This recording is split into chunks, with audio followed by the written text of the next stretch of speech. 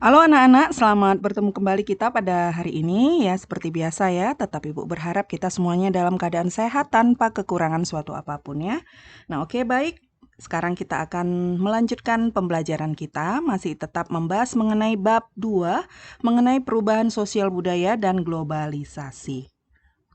Ya, kita juga masih di peta konsep dan tujuan pembelajaran yang kedua ya, masih tetap menjelaskan berkaitan dengan bentuk-bentuk perubahan sosial budaya, tapi ini berhubungan kita akan bahas mengenai penyebab ya, penyebab perubahan sosial budaya.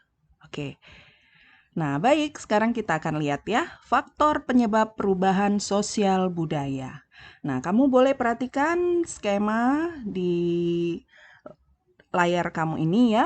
Jadi dapat terlihat di situ bahwa faktor penyebab perubahan sosial budaya, nah itu dapat dibedakan atas dua, yaitu faktor penyebabnya ada yang berasal dari dalam masyarakat dan ada juga yang berasal dari luar masyarakat.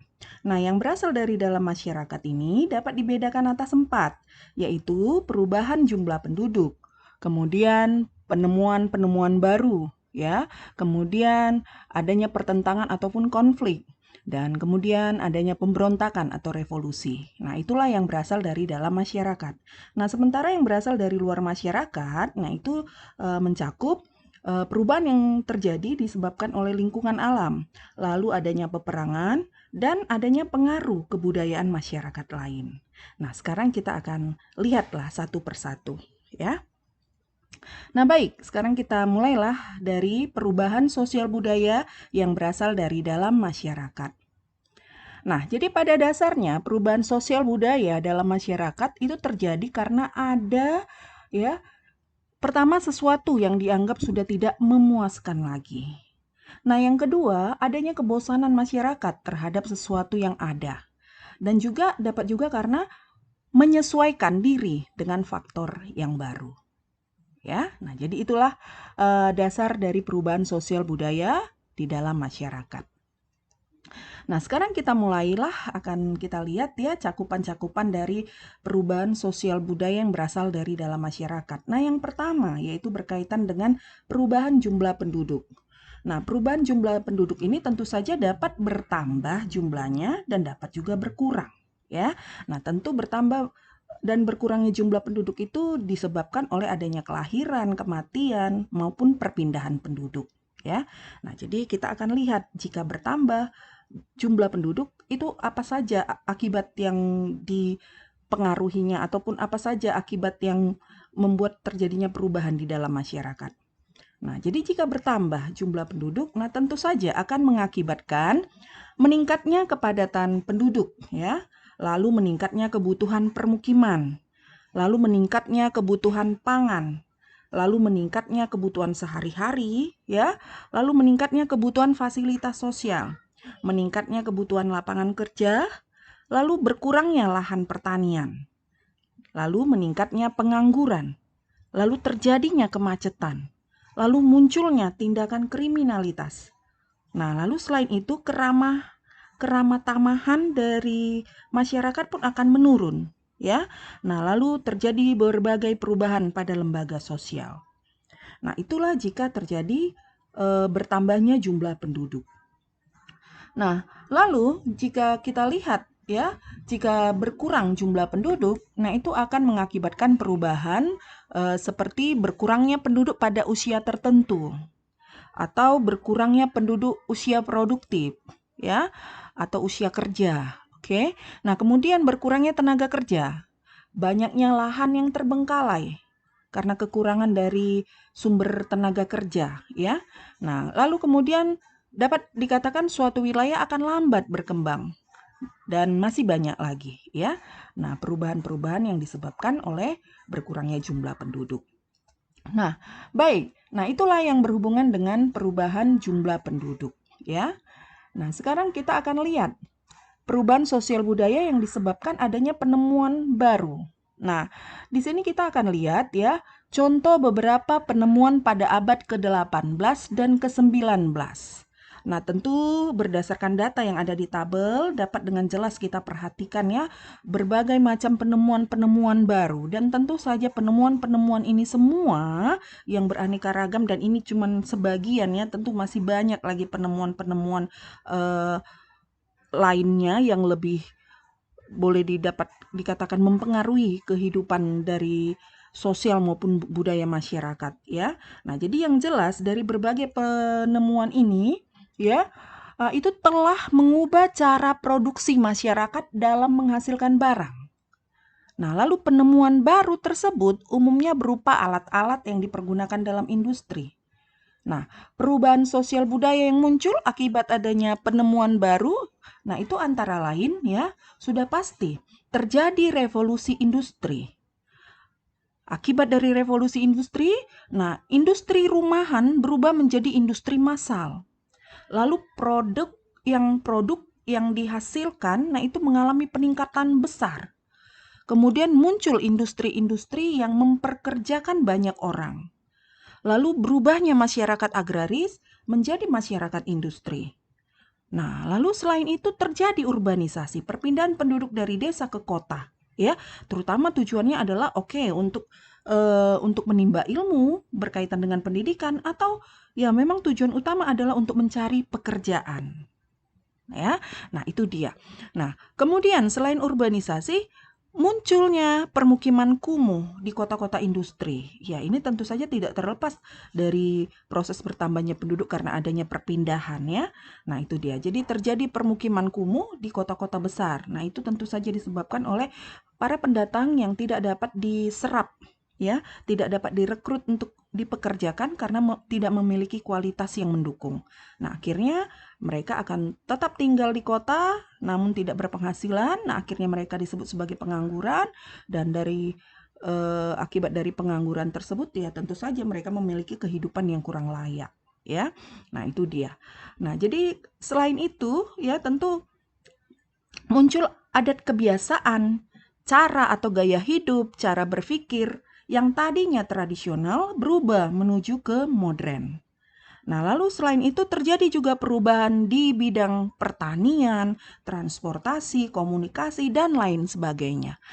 Nah, jika kita lihat ya perubahan di bidang pertanian, nah itu tentu berkaitan dengan perubahan cara bercocok tanam. Nah, pola dan cara bercocok tanam mengalami perubahan seiring dengan perkembangan ilmu pengetahuan dan teknologi. Pada awalnya orang hanya mengenal bercocok tanam dengan sistem ladang berpindah, ya. Nah, alat yang dipakai juga masih sangat sederhana. Nah, selanjutnya orang mulai mengenal sistem bercocok tanam dengan menetap menggunakan lahan yang sama. Nah, biasanya itu dalam bentuk tegalan dan atau bisa juga berbentuk dalam bentuk sawah. Nah, alat yang dipakai itu berupa cangkul, bajak, garu, dan sebagainya. Nah, lalu sistem pengairan ataupun irigasi dan penggunaan pupuk mulai dilakukan.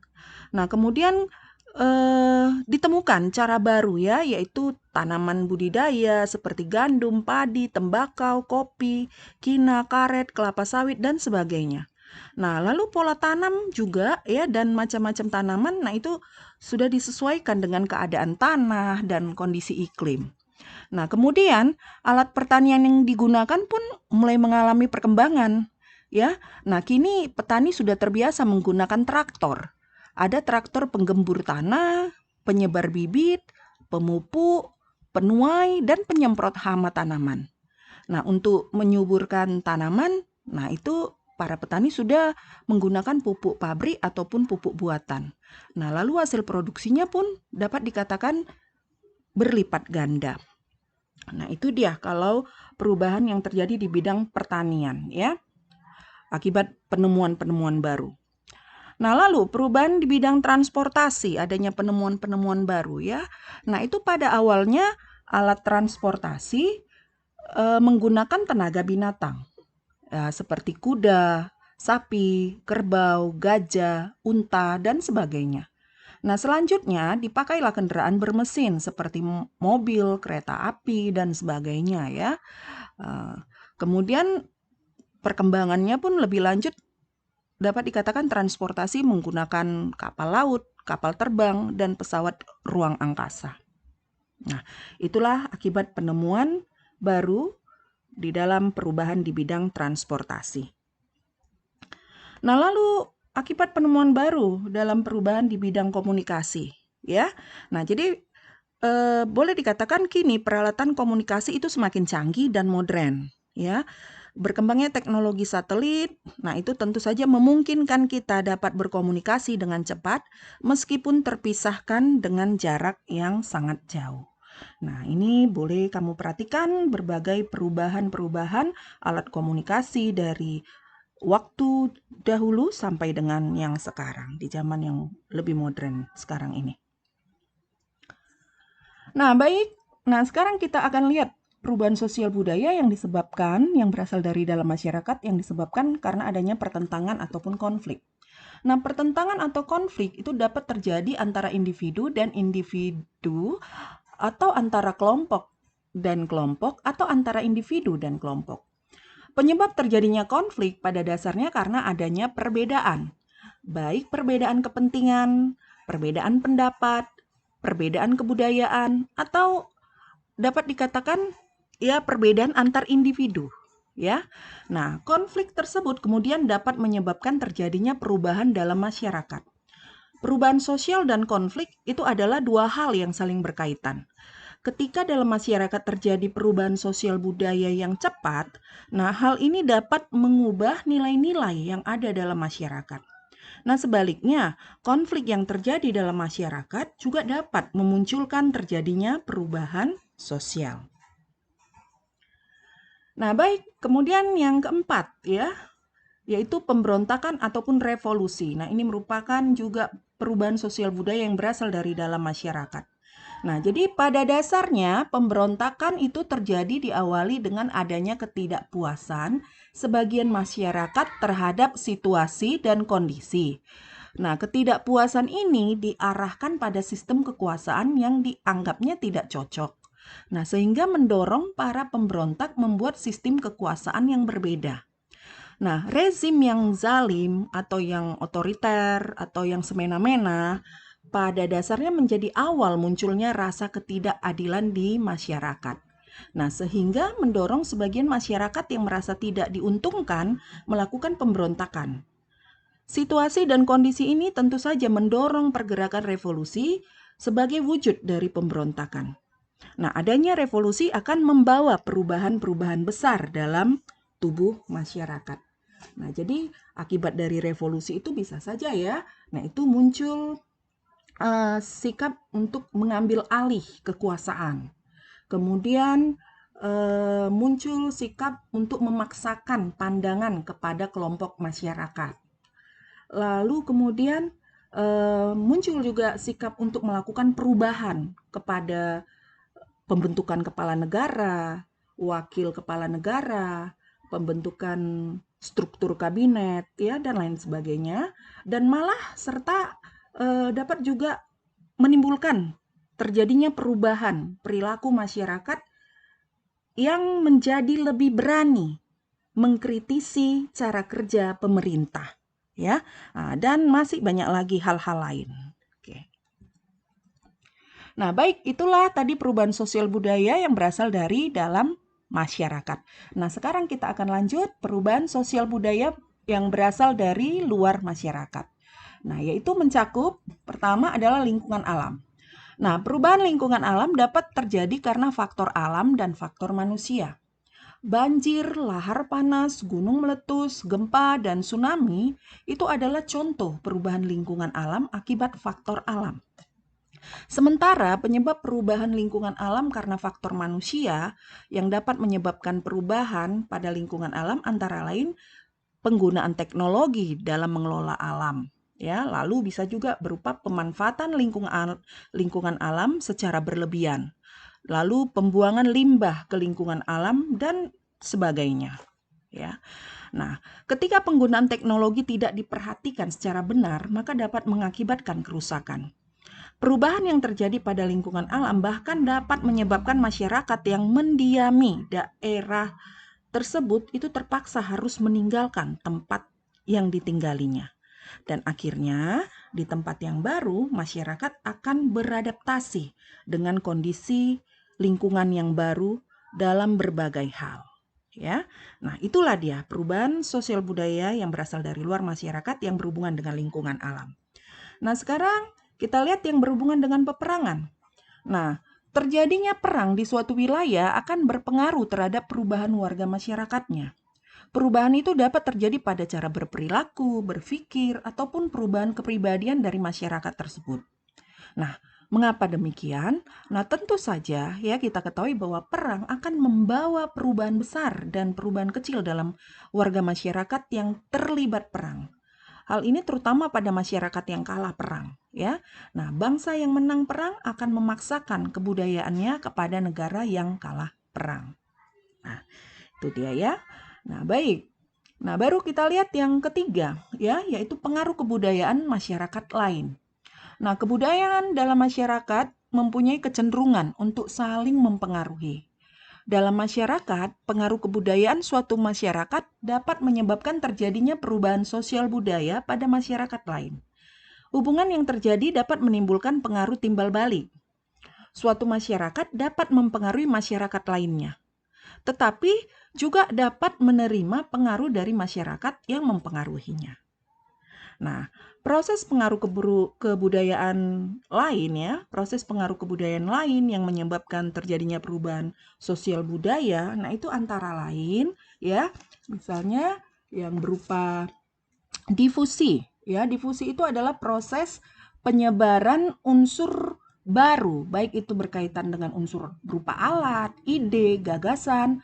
Nah, dari satu tempat atau dari satu individu atau dari satu masyarakat ke tempat, ke individu atau ke masyarakat lainnya. Nah, itu dia kalau difusi ya. Nah, kemudian selain itu akulturasi. Akulturasi itu adalah proses pencampuran dua budaya, tetapi tidak menghilangkan ciri kebudayaan lama. Nah, lalu selain itu juga asimilasi. Asimilasi itu adalah dua kebudayaan yang melebur menjadi kebudayaan baru dan masing-masing kebudayaan asli menjadi hilang. Ya, itu dia. Nah, lalu kalau penetrasi, nah itu adalah proses dikatakan sebagai proses perembesan ya. Proses perembesan unsur budaya kepada suatu masyarakat baik secara damai ataupun dengan cara pemaksaan. Nah, itu dia penetrasi. Nah, baru yang berikut adalah melalui invasi ya. Nah, kalau invasi, nah itu adalah proses masuknya unsur-unsur kebudayaan asing ke dalam kebudayaan setempat melalui proses peperangan atau penaklukan bangsa asing. Ya. Nah, lalu ada juga itu hibridisasi ya, yaitu proses pernikahan campuran ya, percampuran dari bangsa atau ras. Nah, akhirnya melahirkan satu kebudayaan atau satu keturunan yang memiliki kesamaan gitu ya, percampurannya. Nah, kemudian ada juga disebut dengan milenarisme. Milenarisme ini adalah satu bentuk kebangkitan ya, satu bentuk niat, sikap ya, yang menunjukkan kebangkitan yang berusaha untuk mengangkat masyarakat yang tertindas atau yang sudah lama mengalami penderitaan dan berada dalam status kedudukan sosial yang sangat rendah. Nah, jadi tentu saja ini akibat dari suatu penjajahan ya. Nah, hal itu membuat termotivasi untuk bangkit, untuk berubah, memperbaiki katakan kondisi, perkembangan, pembangunan negara, pengolahan berbagai macam sumber daya alam dan lain sebagainya secara mandiri. Nah, itu dia. Nah, jadi inilah pengaruh kebudayaan bangsa masyarakat ya, kebudayaan masyarakat lain terhadap perubahan sosial budaya yang sifatnya berasal dari luar masyarakat. Nah, oke, baik. Jadi sampai di sini dulu pembahasan kita untuk materi kita hari ini ya. Nah, tentu seperti biasa Ibu berharap kalian tetap mencatat hal-hal yang penting, lalu tetap berusaha untuk mengulangi, mempelajari supaya kamu bisa lebih mengerti dan lebih memahaminya. Oke, baik. Nah, jadi boleh dilanjutkan pembelajarannya, tetap semangat dan tetap jaga kesehatan. Terima kasih untuk perhatiannya.